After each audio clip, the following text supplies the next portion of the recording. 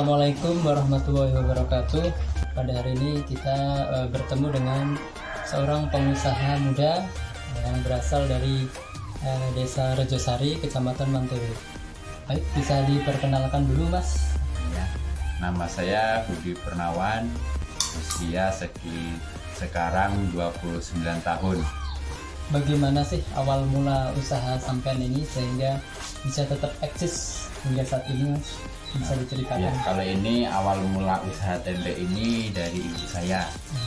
Ibu saya ya sekitar 25 tahun yang lalu, waktu itu juga saya masih sekolah SD. Ya. Nah, jadi ibu saya sudah memulai usaha ini, merintis usaha tempe ini, dan sampai sekarang alhamdulillah masih jalan gitu. Ya. Kenapa sih sampean memilih berwirausaha? Padahal sampean itu usianya masih muda, masih sehat lah, masih bugar. Nah, tapi sampean lebih memilih berwirausaha daripada bekerja di perusahaan, di instansi. Nah, bisa diceritakan? Oh ya, sebelum saya melanjutkan usaha ini, sebelumnya juga saya ada bekerja di instansi pemerintahan ada, kemudian di swasta juga ada. Nah, itu sekitar 2 tahun yang lalu.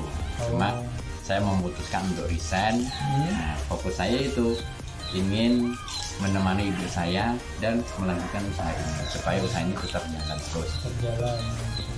Soalnya saya merasa enakan jadi pengusaha ini atau usaha di rumah ini daripada ikut kerja di perusahaan atau di instansi pemerintahan. Itu, nah, Iya. awal modalnya tuh kayak gimana? Kalau saya itu meneruskan usaha dari ibu saya. Kalau ibu saya dulu itu ya modalnya itu pun dulu paling beli ya 1 karung. Itu pun dalam 1 karung itu bisa digunakan sampai 4-5 kali. Enggak sekali bikin langsung 1 karung itu enggak. Karung yang 50 kilo itu enggak. Jadi mulanya itu dulu paling bikin ya 5 kilo. Kemudian nyoba 10 kilo. Akhirnya kalau sekarang karena juga produksi tempe juga lumayan kan, nah, jadi sekarang paling ya sekitar 35 sampai 40 kilo aja sih per harinya. Menghitung-hitung nih, misalkan omsetnya nih per hari berapa misalkan, atau per bulannya lah biasanya berapa kayak gitu.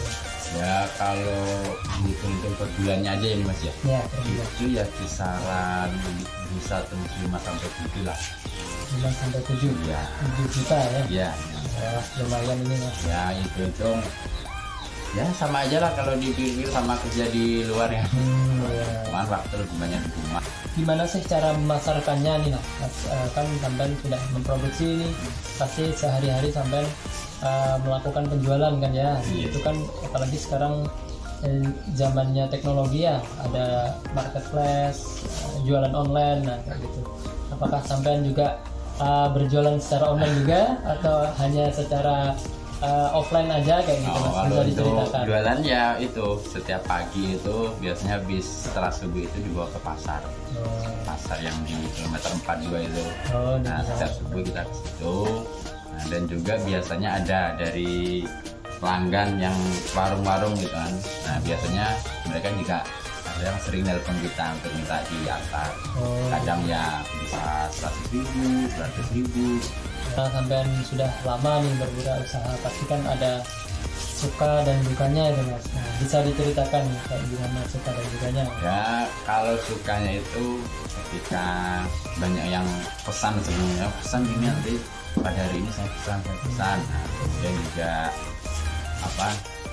suasana di pasar juga pas rame terus. Nah itu senangnya itu. Nah, kalau susahnya itu ya itu kadang kedelai naik terus. Nah, kayak sekarang kan kedelai naik. Jadi kita mau nggak mau ya harus mengurangi ukuran. Nah, isinya dikurangi. Kemudian juga sering itu pelanggan komplain, wah sekarang kok jadi segini isinya, kok jadi tipis. Nah, itu harapan kedepannya kayak gimana, Mas? Ya harapan kedepannya mudah-mudahan tempe ini tetap jalan, usaha kami tetap jalan. Kemudian juga bisa lebih memproduksi lebih banyak lagi. Pertanyaan terakhir nih, Mas, karena sampean masih seorang yang muda ya, sudah bisa berwirausaha, tips and triknya lah kepada pemirsa ini supaya mereka juga ada keinginan untuk berwirausaha kayak gitu. Ya pada intinya kalau berwirausaha itu harus Yang pertama itu harus sabar. Ya, sabar.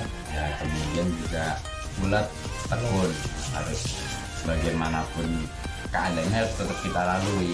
Contohnya sekarang ketika delay naik, ya jangan sampailah kita terus stop duluan.